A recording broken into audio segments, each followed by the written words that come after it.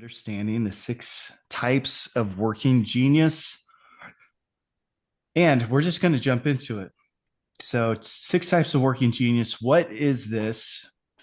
How are we going to make sense of it? I'm going to give a brief overview and then actually have someone on the call that has taken the assessment, and we're going to interpret this and go. I'm going to go over this with Esther for the first time ever. So, we're doing this live.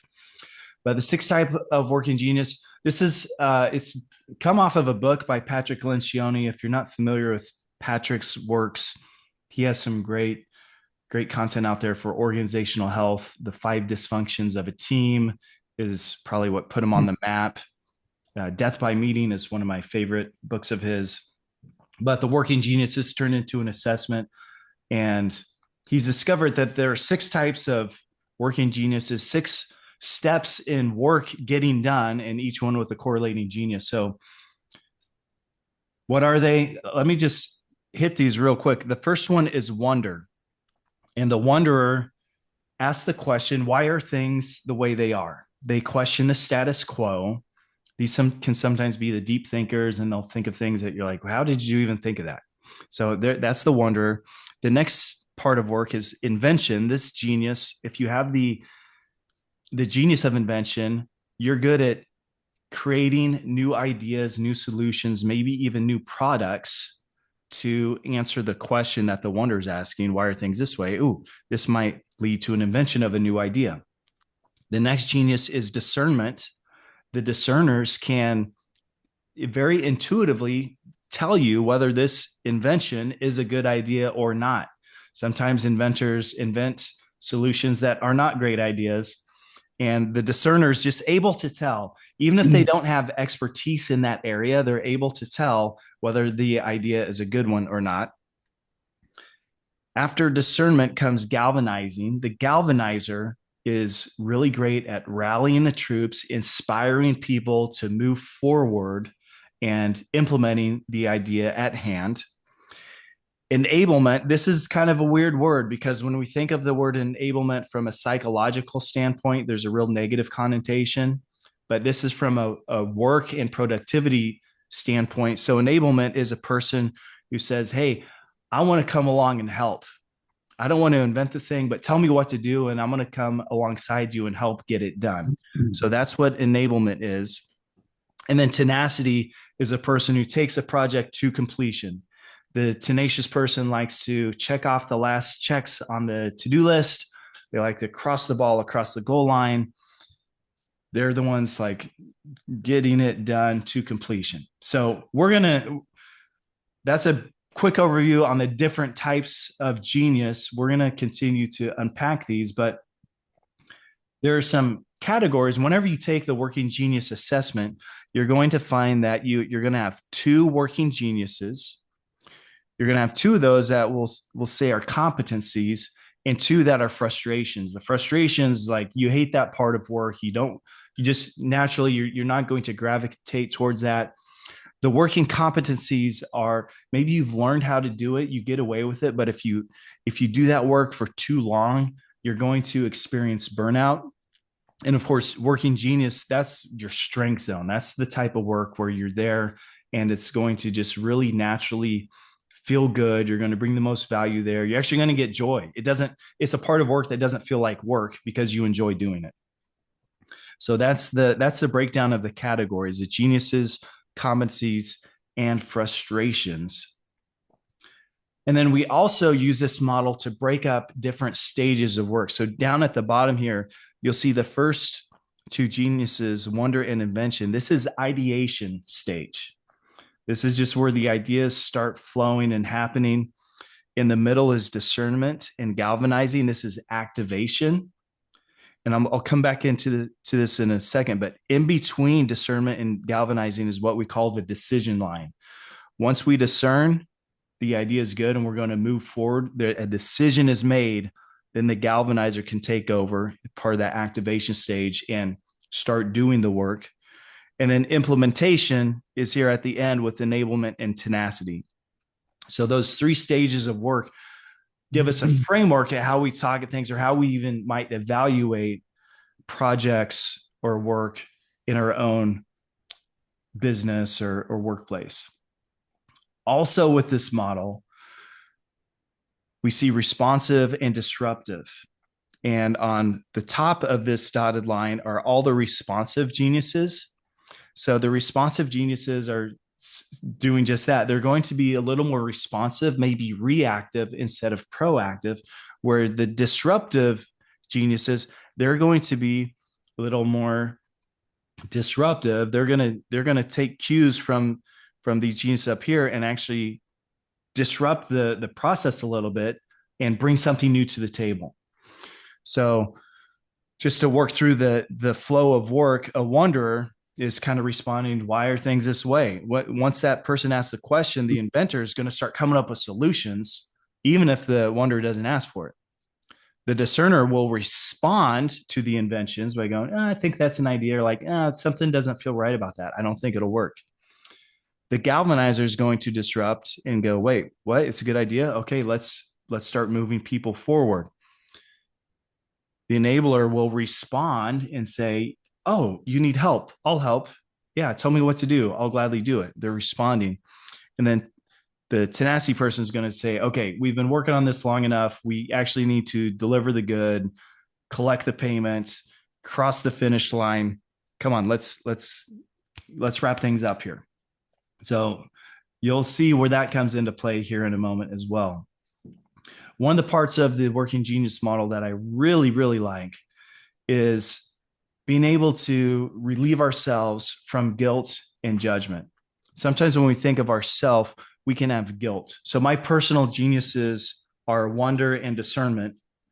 And I'm not a fan of galvanizing, enablement, or tenacity. Those just aren't my geniuses.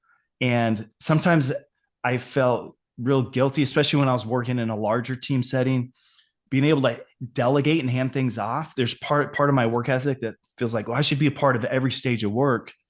And I felt guilty that I wasn't, that I would hand things off. And even that guilt was problematic because I would try to be there and be involved when it wasn't in my genius mode. And it would frustrate other people. And they'd be like, hey, just delegate and let it go.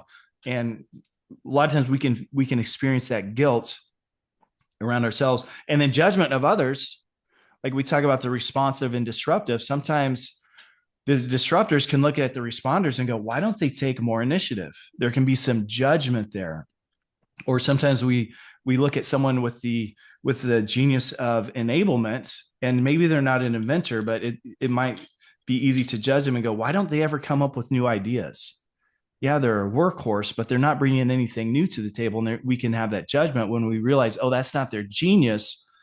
We'll let the inventors invent the new things and let the enablers come along and be the support. It relieves us from that judgment, and it brings a lot of peace and unity to the team that might otherwise not be there because it's easy to cast that guilt and judgment.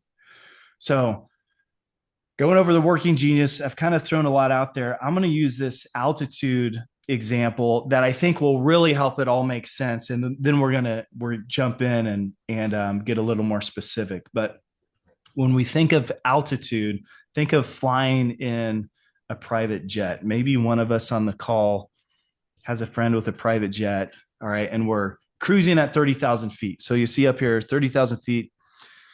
We're taking a joyride, but the wanderer might go, are we just going to fly around all day, or should we get something to eat for lunch? And the inventor is going to say, that's a really good question. You know what? I've heard Kansas City has the best barbecue in the whole country. We're in this private plane. We can eat anywhere in the country we want. Let's go get some barbecue in Kansas City. The discerner will then step in. You see, we're moving down to about 20,000 feet and say, you know what? I heard there's a snowstorm in Kansas City. The private airport might be closed. We might not want to land on that runway. Come to find out, that discerner's right. So the inventor goes, okay, how about Texas barbecue? It's the next best thing. Austin's just, hop away to our south. No snow in Austin, Texas. Discerner's like, yeah, that feels a little bit better. Let's do that. A decision is made to go to Austin to have barbecue. The galvanizer is going to rally all the troops and say, hey, everyone, we're dropping down to 15,000 feet.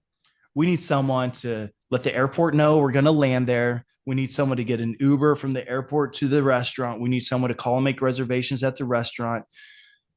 Let's get going, right? They're rallying everyone together. The enablement team is going to come in and go, ooh, I'm glad that you guys decided where we're going to go. I'm going to get the Uber.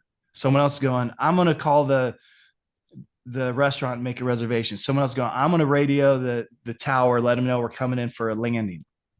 And then, of course, tenacity is 5,000 feet down to ground level. And that's where the pilot says, hey, I'm taking over the stick and rudder, buckle up your seatbelts. I'm going to touch this thing down. We're going in for a landing and we're going to hit the ground. So that's kind of a way to think about the different altitudes of the working genius model. And as you can imagine, if we don't take these things in order, it can cause turbulence. A lot of up and down makes people motion sick.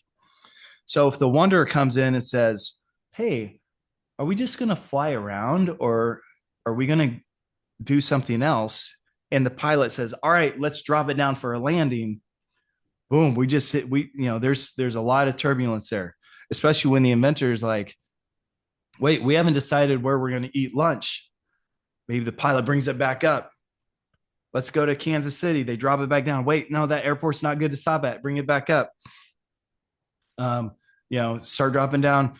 Wait, we don't have reservations. Oh, now we're going to be delayed. We're going to be sitting on the tarmac for a while. So we do this in our workplace with our meetings, with our projects. And if we're not aware of this, it can cause a lot of up and down, cause some organizational altitude sickness, if you will. So with all that being said, all those different elements are kind of represented here on this all-in-one model. You see the stages of work: ideation, activation, implementation. Of course, our geniuses here, the responsive versus disruptive line, the altitude. We have these 6 types. So what does this really look like? I've been talking a lot. I'm going to invite someone into the conversation. So everyone give Esther Peterson a little round of applause. Esther, nice to have you on the call today. You can unmute yourself. Okay. Can you hear me? I can hear you. Sound great. Okay. You took this a couple weeks ago. I think, I don't know if it was before Christmas break, but I said, hey, let's do a pause and let me unpack this with you online. So I'm going to share your results. And I can do this publicly because this isn't a right or wrong thing. This is kind of a unique look into Esther's life of your working geniuses. So as you took the assessment, your results came back that you have the working genius of invention and tenacity. So as we look at these, we've already talked about the inventor. You're gifted and drive energy and joy from creating original and novel ideas and solutions. And tenacity, you're naturally gifted at pushing projects and tasks through to completion to ensure that the desired results are achieved. Does that sound like you as you took this? Was that surprising? Does that sound like you? Like, what was your initial response when you got those results back? Yeah, I wasn't surprised. I think that is me. Okay. Mhm.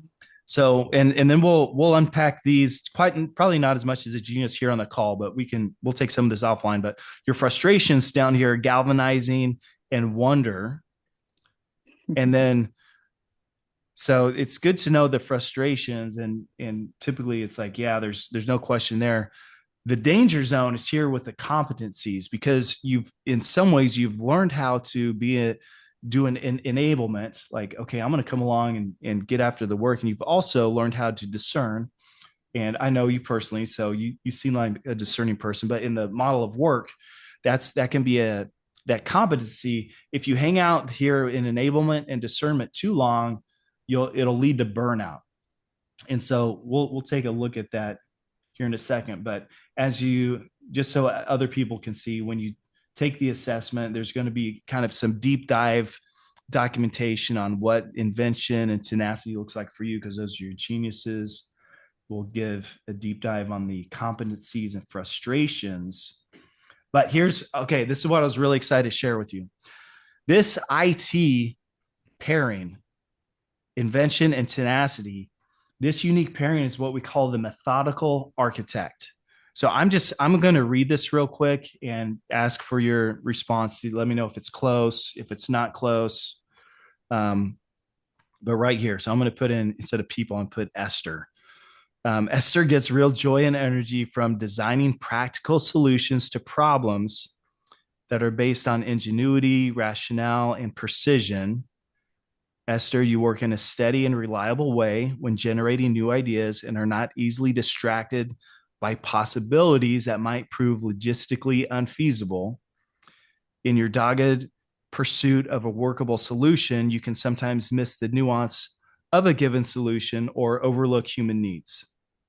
So that's the description of the methodical architect. You're kind of smiling there, but is it close? Oh, I would say it's dead on, especially that last sentence about overlooking human needs. So I have to intentionally work on being empathetic to the people around me because when the numbers say something or I know that this is the direction we're supposed to do, I can easily jump over people. Okay. Yeah, well, it's good to be Mhm. aware of. Okay. And then so they with the unique pairing, you're also going to get something that a descriptor of what you crave and what you're crushed by. So you crave freedom. You want to be able to invent without constraint or restriction. You probably crave clarity. Like, tell me exactly what you need, then just let me do it. Let me do what's necessary to complete the task. Does that align with your? 100%. Okay. And then this might be what you crushed is like, what might discourage you, how you're crushed. But are constraints, people, the methodical architect often dislikes restrictive parameters or being forced to stay inside the box, and ambiguity, you probably dislike unclear standards or directions or expectations that suddenly change. Are those Hmm. also? Yes, which is interesting because I'm quite a rule follower. So it's not necessarily Mm, the rules that I feel constrained by, but people I feel constrained by their limitations. okay. Mhm. Are you okay? Let me ask this, and this isn't a part of the genius, but this is just me reading into it a little bit. Do you get really motivated to prove people wrong if they tell you something's impossible? Yes, to a Okay. fault. Yeah, it kind of sounds like it. And that I think Uh-huh. that would be typical of the methodical architect. So I'm going to do a little more just observation and maybe interpretation, and you can tell me if this is on or off. But so I circled your geniuses here in green. And first I underlined disruptive. Notice, so you're what we call double disruptive. Both your geniuses are on that disruptive side of the line, which um, which is just something to be aware of. That means that you might, in the flow of work, you might be the one that's initiating change or the next steps. So, and for our audience, Esther's an owner of her, couple dental practices. So she's kind of top dog, if you will. But there might be times when people think like you're the one initiating change or taking the next step or wanting to get things to completion. Yay or nay? Yeah, Okay. definitely. We just came off of annual planning, and that was me initiating change, setting the pace for this year. Okay.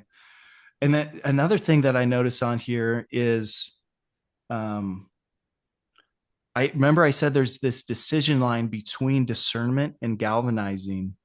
And being that you have a genius on both, like one on each side of that line, okay, and this is just me like taking a shot in the dark, but I could imagine that there might be times that you, like in your office by yourself, invent a solution to a problem that you see. So it's like, oh, I come up with a solution, and it might be easy for you to start jumping down to like, what does this solution look like? when it's actually been implemented and taken to the finish line. And it's possible that these three steps get skipped because they're not in your genius. And you might feel some internal conflict of like, man, why do I come up with these ideas, but they never fully take root in the organization? Or maybe I'm the only one who sees how this can, like, how it could really look, the final product deliverable.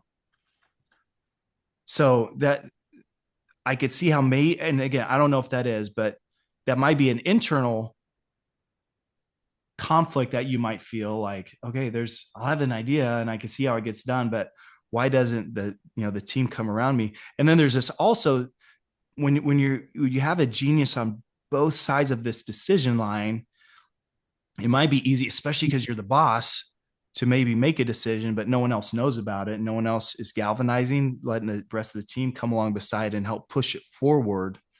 And there might be times in the organization when it's like, wait, did we decide to move forward with this or not?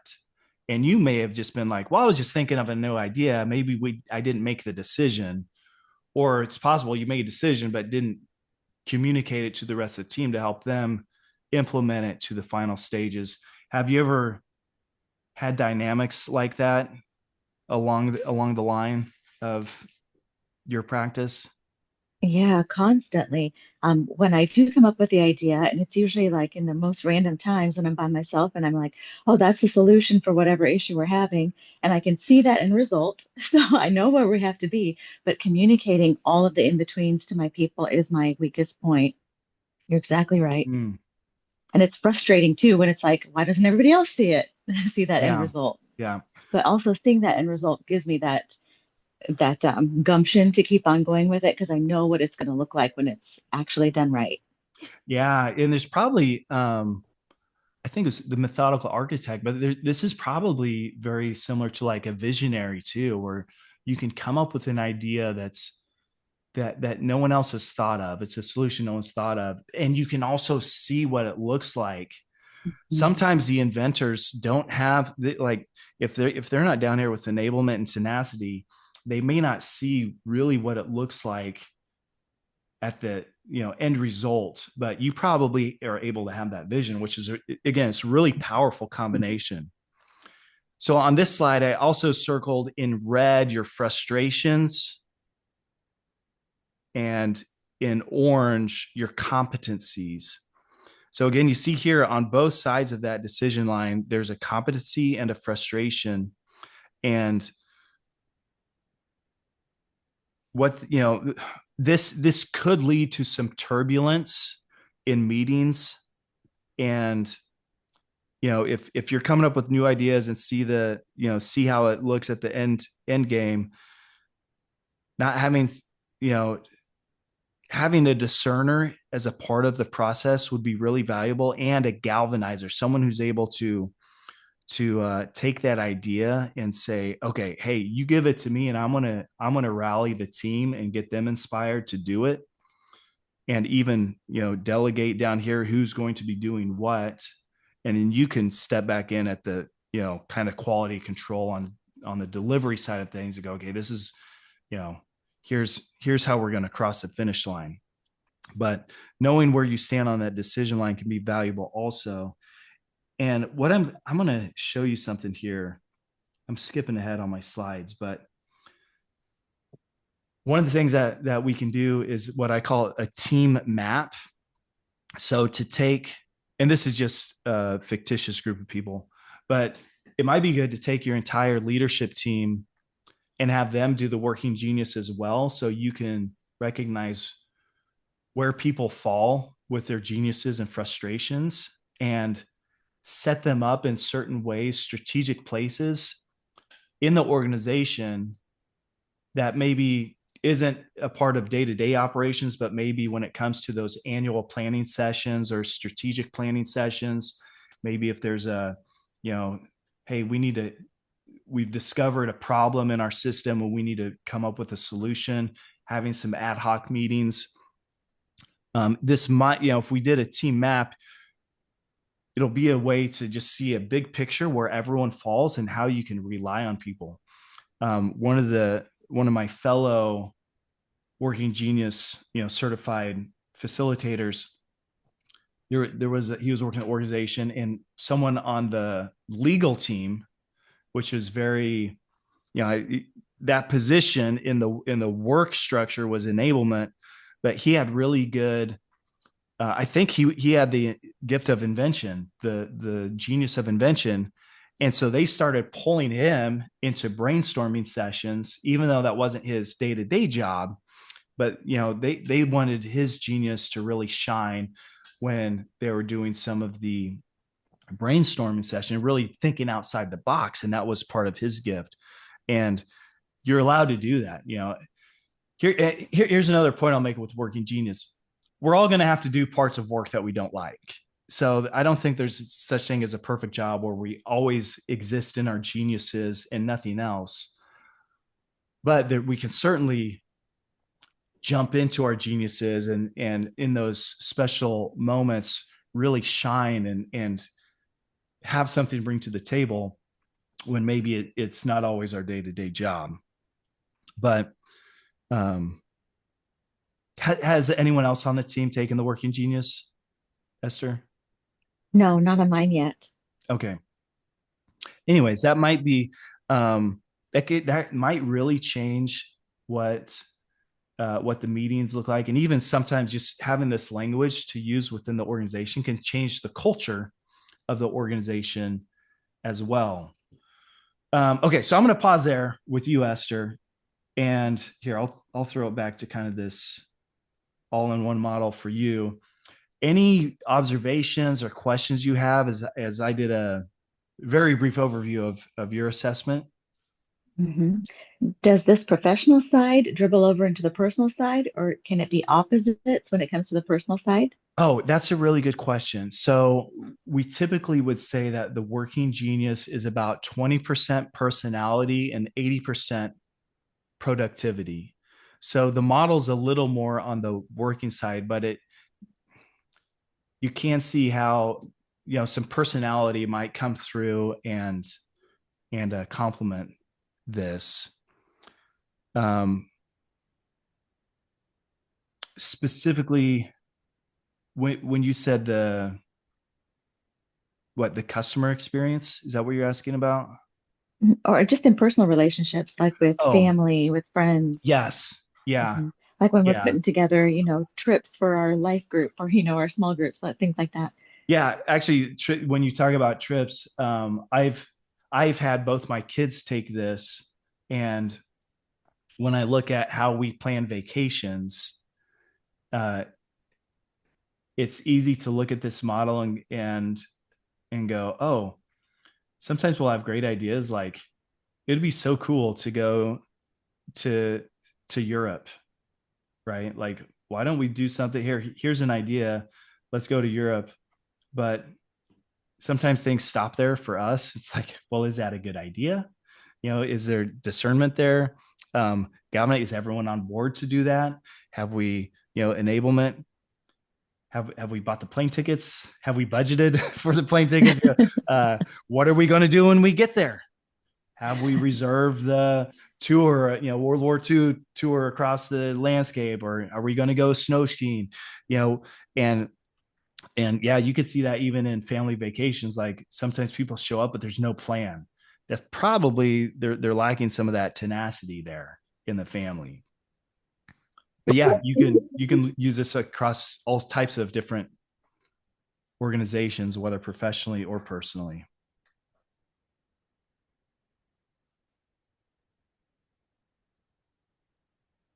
Any other questions or observations as you're kind of looking at this and taking it in for the first time?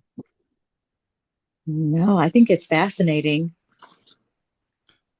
Yeah, um, it's been really transformational for a lot of people.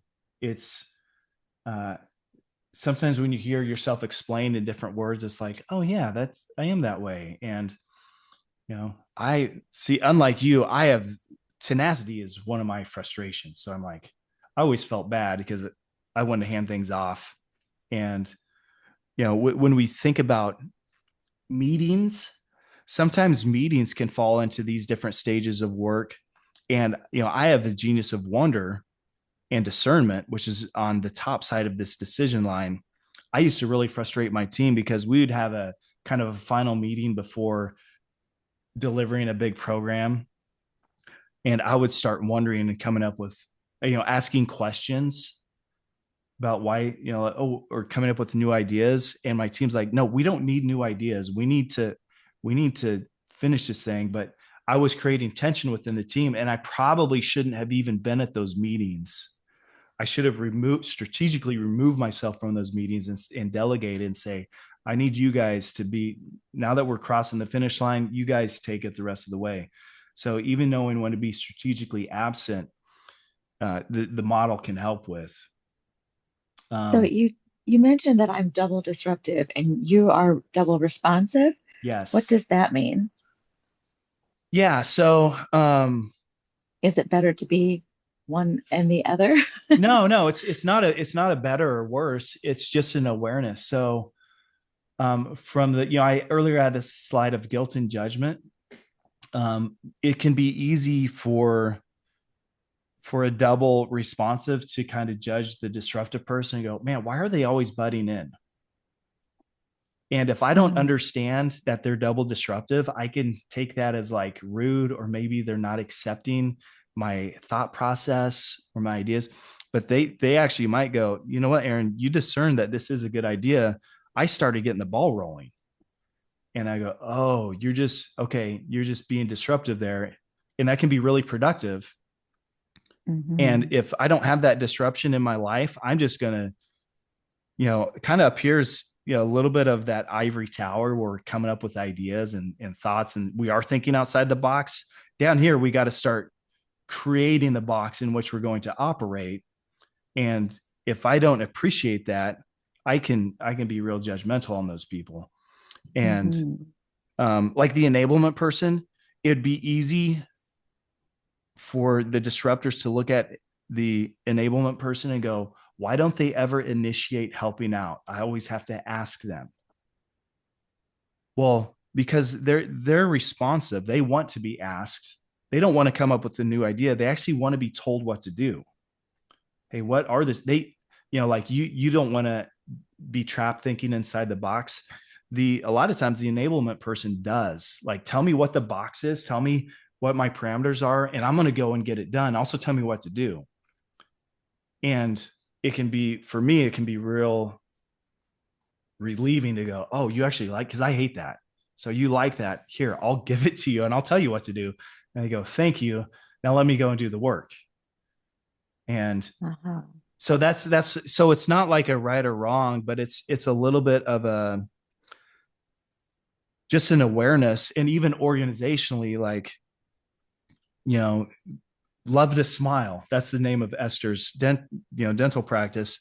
At some point, you were probably, someone was wondering, like, what else makes a good smile? Like, you think of dental practice, you think of teeth, but someone wondered, like, maybe we could do Botox. Like, part of your face is, brings that smile out. And I don't know who that was, or maybe someone was just asking, like, how can we make this even a better smile? And maybe it was you that came up with the Botox idea and go, oh yeah, we could offer this service. Like, this is, part of what we do is aesthetics. It's not just like internal health, but it's kind of that external, how people are presented, how they see themselves. Um, who did come up with that? Because that's a newer service that you guys offer. Right. Yeah. No, it was me when we kind of sit there and we look at, picture after picture at the end of the year when I'm looking at what I'm going to post on Instagram for befores and afters. Sorry about that, doggy. Let me go get him here.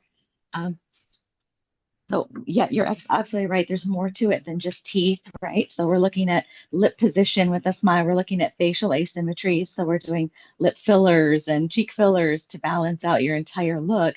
Because you're absolutely right. It plays into the entire smile, not just the teeth.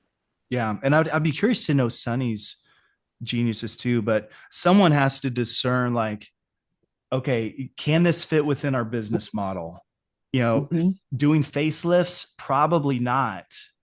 But it seems like Yeah. Botox has been a great addition to the service. And I mean, and I think that's really creative. And then so Yeah, like, I would say the Sunny's probably discerner and enabler. okay, which would be, Hmm. man, that would be a great compliment. So just knowing that he's going to be a little more if he's that, he would be responsive to your ideas. And then as he enables, you might be disruptive to saying, okay, we've been kind of working on this, but we need to do it. We actually Hmm. need to, you know, pull the trigger, uh, qualify the person who's going to do the injections, or, I don't know Hmm. what all you have to do, get a license, buy the vials with the stuff in it. There's all that stuff. But um, so being that double disruptor, if you're not aware of it, that could come across as just like, man, they're always interrupting. I'm kind of here, but then they maybe could come across as like critical, like we're, we need to take the next step of action when I've been taking action. But when you understand it and use it, like, oh, that's, of course, that needs to be the next part of work. That's the next stage of work, and we need it done. And for it to get done, this has to be disruptive. And this side over here, they're going to be responsive. They need to respond to something else that's happened. And so it's a nice back and forth model. Hmm. Can you take somebody with their strengths and make them other strengths? No. Can you add strengths? So no, that's what we would call a competency. When you learn another skill, you have that competency, and you can get away with it short term, but long term that person will burn out. So you don't want Okay. to be there for long term. Um, and just for everyone on the call, I'll just kind of go through some other things that come through when you get the assessment like Esther's done. But there's some misconceptions here that we could unpack, and some of this is might answer some of the questions that you've been asking.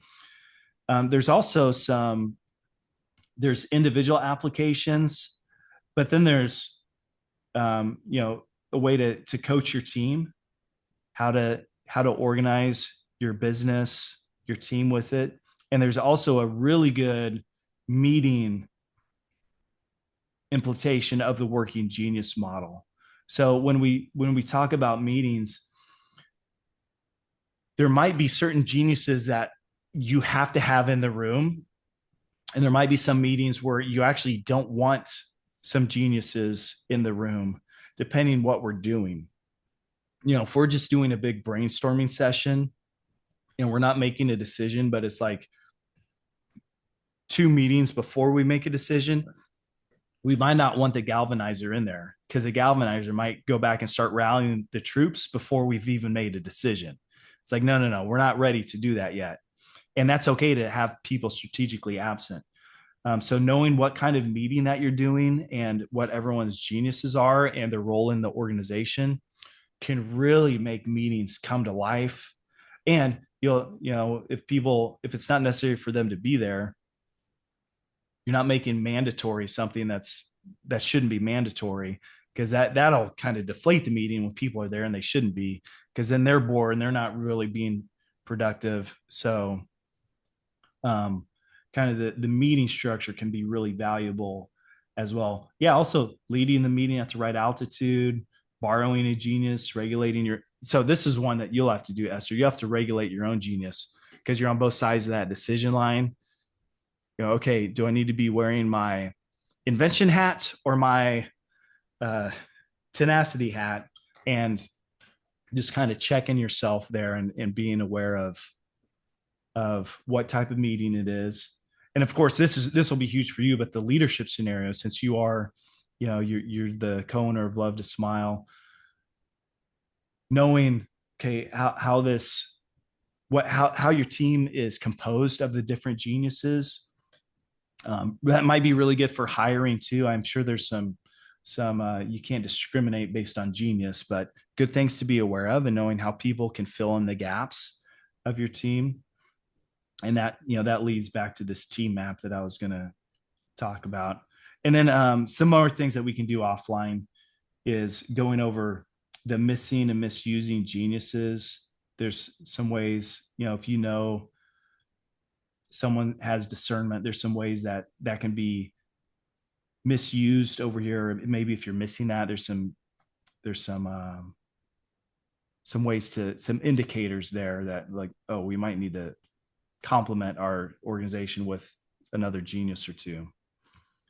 And then I'll suggest this also. This is just a suggestion, but I think if you did the team map, had your whole team take the working genius, I could come in. We have like either 2 hour or 4 hour agenda where we can talk through this as a team and help. I could help implement and get everyone in the right genius seat on the bus, and maybe even add some unity revolving around the common language of the working genius. So, okay, I'm going to stop sharing there. Um, Esther, I'm going to ask you for more questions, and we have a few people online that are off camera, but any of our participants, if you want to drop in the chat any questions that you might have as well, let's just do a little more Q&A. And um, yeah, I went over this really fast, a lot of information, but if there's any specifics, I want to make sure I answer those questions. How do you call a meeting when you don't invite everybody? Or where what's the right wording to use when others don't feel left out? Oh yeah, yeah. So the nice thing, if once the entire team has understood the working genius model, that actually, if this is something new to the organizational culture, we can borrow the language and say, hey, we're having a meeting around ideation. This is an ideation meeting. Not everyone's going to be a part of it. So I'm looking for geniuses with wonder and invention are going to be part of here. So just so you guys know, not everyone's going to be here as part of the working genius model. It's nothing personal. You'll be a part of the meeting that they're not a part of. And that might be the implementation meeting. So what you'll find is you'll probably be thanked. Oh, thank you. I don't have to be there. Great. And there might be a lot of relief. I'm assuming the fear might be, oh, I'm not being included. It's like, yeah, but you're also not being used in your frustration zone. I'm going to save that you for this meeting when you're going to be in your genius. Uh-huh. Okay. Is your current meeting culture all inclusive all the time? Well, last year we broke it up by position rather than by Mm. strengths and weaknesses, right? So all dental assistants would be together, and then all doctors would be together and do our weekly meetings that way. And then quarterly we do an all staff. And I think I recognize now the frustrated people when we sit in an all staff meeting when they check out. I can Oh, literally see them check out at certain points of the meeting when we're saying, hey, let's brain dump for what we need for next year. So yeah, I see it. yeah. And you would need to have positional meetings, of course. So I wouldn't say stop those, but Hmm. the objective of those meetings might be different than like your quarterly or an ad hoc or a specific strategic meeting. You might have Hmm. someone who's you know, they're maybe they're on the admin side, but if they have great discernment, you might want to pull them in a meeting where you're making a decision, even if their rank in the organization, they're not the ones making the decision, but they have that kind of gut instinct of like, yeah, this is good, or no, there's something we haven't quite got it right yet. And that doesn't mean that, that they would outrank anyone else, but if that's their genius, you want them just listening in and either giving their nod of approval or shaking their head like, no, we need to revisit it. Hmm. Um, oh, Esther, I'll put you on the spot here. Someone asked a question to you. What do you feel was your biggest aha moment after you received your working genius report? Mm. Um, I don't know if it was just the way you had it stacked, with the letters, but it felt like being an idea person and then a tenacious person, so top and bottom. When I kind of have the ideas and the fortitude to see them all the way through, knowing that I tend to be a bully about it, to make my ideas come to fruition is probably my biggest aha moment because I don't think of myself as a bully, Now, who used but the I word think I am. bully? Me. Okay, because I don't think I called you a bully. No, but well, and you are the business owner, you're the boss, so you get to make decisions. But uh, it would probably be good to make sure you bring the team along that process, Mhm. so you aren't perceived as a bully, you're Right. perceived as a genius. And Exactly. for the record, Jen, this is the first I'm going over this with Esther live today, so we're kind of putting her on the spot here. Um, Someone else asked Esther, having unpacked your working genius, how does it make you feel? Mm. It makes me feel like I have some missing areas that as I build my leadership team, I have to specifically intentionally plug in people where those are their strengths and then be able to let go. That's Mm, tough for me, being the end business owner decision maker where you have your fingers in everything. That's going to be my challenge. yeah. And then, okay, Jennifer said, I'm looking forward or looking toward promotion in my job and law enforcement. How could this work in a structured environment like that? Jennifer, I was just having an online dialogue with one of my friends. I know through jujitsu, but he's a state trooper over in Missouri. And he, when I was going over it with him, he was really intrigued in thinking through some of the same ways of implementation. There's definitely ways you can do it, and depending on where you're at and what your team looks like. um and I'm not a law enforcement guy, but for example, if you have, well, on this part of it's like just doing the job, but um someone who has tenacity might really enjoy filing the report after an arrest, or that might be an example. And just being aware of those and go, okay, if everyone has to do that, but it's not their genius, you might want to provide some oversight or like double check the people who aren't in that genius, and provide them with a little support. And I mean, the applications could be almost unlimited, but you're not the only law enforcement officer that I've been talking to. And speaking of which, if you're interested in having this done for you personally or for your organization or your team, if you want to just scan the QR code on my screen, that'll take you to a scheduled conversation website, or you can, if you want to drop a um, personal message to me in the chat, just saying, hey, call me at the number, feel free to drop your number in there. Oh yeah, and so you do know the person I was talking to. um I don't know your last name, Jennifer, so yes, Greg is the guy I was talking to, and I'll be curious to unpack it more with him. But okay, any other final questions before we close this off? It's about we a little over 50 minutes in.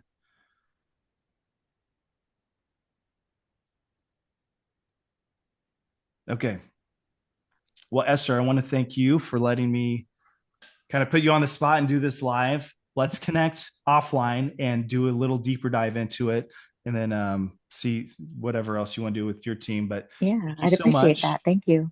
Yeah, and it worked out. I knew asking you to do a Zoom call was like, man, I hate to cut into your workday, but the office is closed today, so No day. we kind of lucked out on that. Still be productive Yes. with the day. All right. Well, thank you all so much. And again, if there's anything I can do to serve you and help your organization step into its own genius, let me know. Otherwise, God bless. Stay safe out there if you're in the Kansas City area, everywhere else, and catch you guys later.